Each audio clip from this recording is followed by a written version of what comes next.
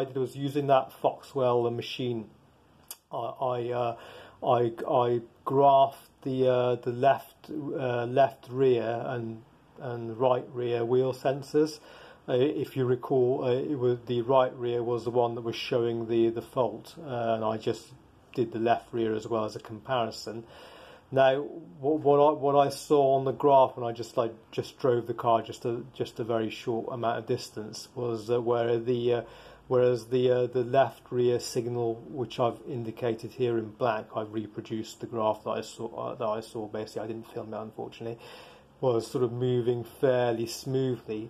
The right rear would sometimes spike up and down like that. And that would sort of correspond with when the ABS would kick in.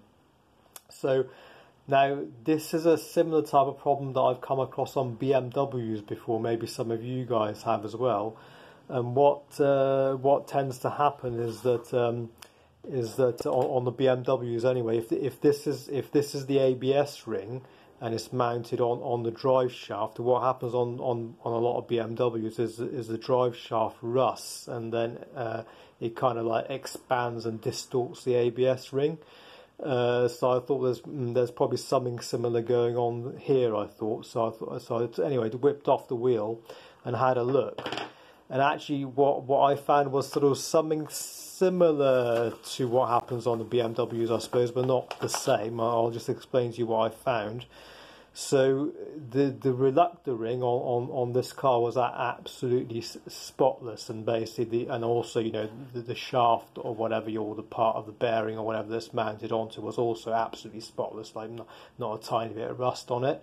But what I did find was that where the sensor kind of mounts onto the hub assembly, there was rust like in between the sensor and the hub assembly, which was sort of slightly pushing the sensor up. And also when I took it off, I noticed that there was a few bits of kind of like rust debris in that little kind of shaft where the sensor sort of like sits down near the reluctor ring.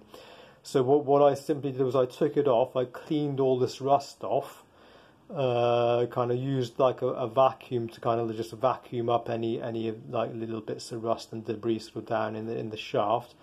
I kind of like greased it all up to sort of prevent it coming back, put the sensor back on, and actually took the car out for a couple of drives, and it was driving, and it started driving fine. The lights were still on, but this problem with the ABS kicking in and the engine bogging down and the traction control kicking on, that stopped happening. So in that sense, that bit of the problem was just here. So that was a fix.